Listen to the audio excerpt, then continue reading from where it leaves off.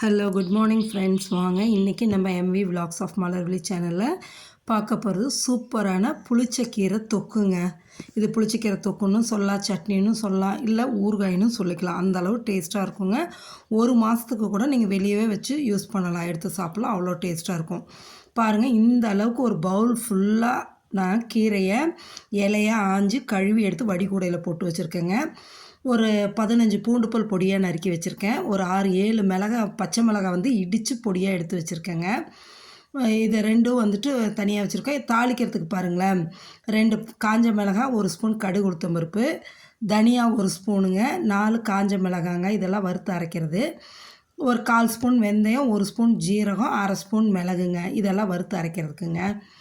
இதுக்கு தேவையான வந்து பார்த்திங்கன்னா நல்லெண்ணெயில் தான் செய்யணுங்க. அப்போ தான் டேஸ்ட் நல்லாயிருக்கும்.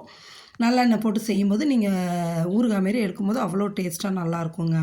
இப்போ வானலை வச்சு நம்ம என்ன பண்ணுறோன்னா, மிளகு, ஜீரகம், வெந்தயம், தனியா, காஞ்ச மிளகாய் இது எல்லாத்தையும் போட்டு ஃப்ளேமை கம்மியாக, தீயை குறைச்சி வச்சுக்கிட்டு பொறுமையாக வறுத்தெடுங்க. கருகிடக்கூடாதுங்க, கருகக்கூடாது. வெந்தயம் கம்மியாக போடுங்க, நிறையா போட்டால் கசப்புத்தன்மை வந்துடும்.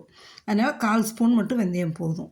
இதை வந்து அப்படியே ட்ரை ரோஸ்ட் பண்ணி எடுங்க. நல்லா பொறுமையாக வறுத்து எடுங்க. வெறுவானல்லையே நல்லா வறுத்து எடுக்கணும், கருகிடக்கூடாதுங்க. வறுத்து இதை தனியாக ஒரு பிளேட்டில் எடுத்து வச்சு ஆற வச்சிடலாங்க. இதை ஒரு மிக்ஸி ஜாரில் போட்டு பவுடராக்கி வச்சுக்கலாம். இது வந்து இதை நம்ம ஃபஸ்ட்டாக எடுத்து வறுத்து வச்சோன்னா தான் ஆறும், கடைசியில் நம்ம போடுறதுக்கு சரியாக இருக்கும். இப்போ நல்லெண்ணெய் வந்து ஒரு 4-5 ஸ்பூன் ஊற்றிட்டேங்க. 50 mlக்கு மேலேயே இருக்குங்க. ஊற்றி ஒரு மிளகாயை வந்து காஞ்ச மிளகாயை ஃபஸ்ட்டு கிள்ளி போட்டாச்சுங்க.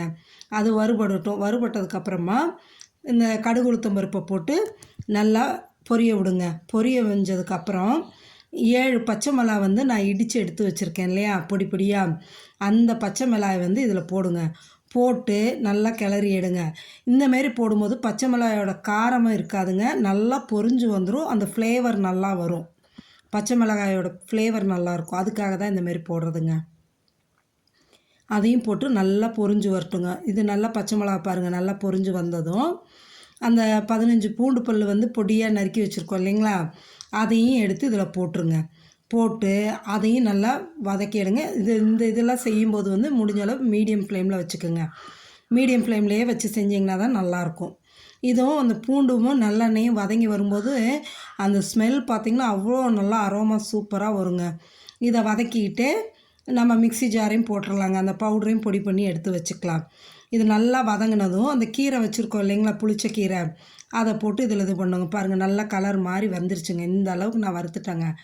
வறுத்துட்டு முக்கியமாக இந்த கீரையில் தண்ணி இருக்கக்கூடாதுங்க, ஈரத்தன்மையே இருக்கக்கூடாது.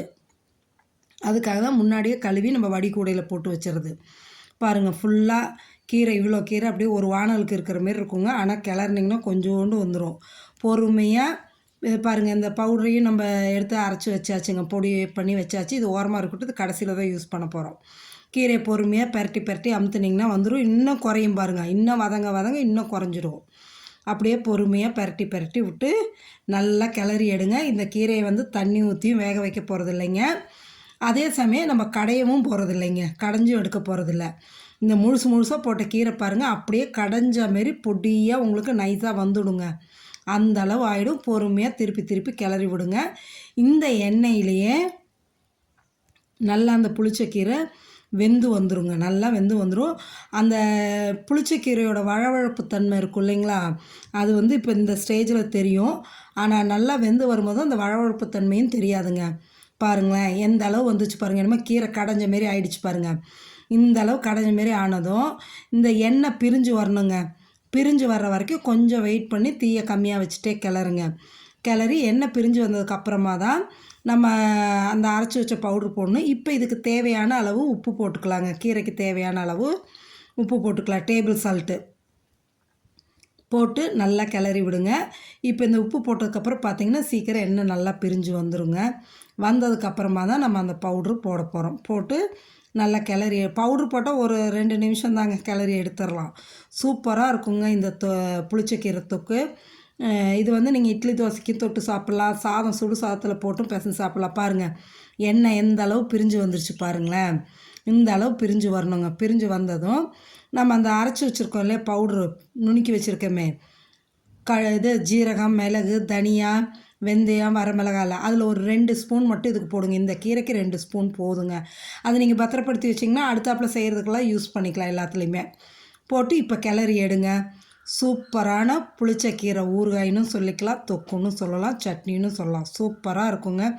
எந்த அளவு எண்ணெய் பிரிஞ்சு வந்திருக்கு பாருங்கள். சுட சுட சாதம் வச்சு இந்த புளிச்சக்கீரை தொக்கு போட்டு சாப்பிட்டோன்னா அவ்வளோ டேஸ்ட்டாக இருக்குங்க. ரிச் இன் அயர்ன், கால்சியம் எல்லா மினரல்ஸும் இருக்குங்க.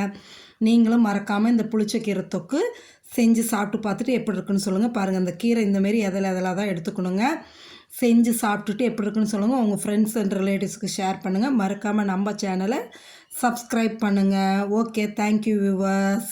இந்த புளிச்சக்கீரை தொக்கு என்னோடய ஸ்டைலில் நான் செஞ்சுருக்கேன். நீங்களும் எப்படி இருக்குன்னு எனக்கு கமெண்ட் பண்ணுங்கள். Okay, thank you.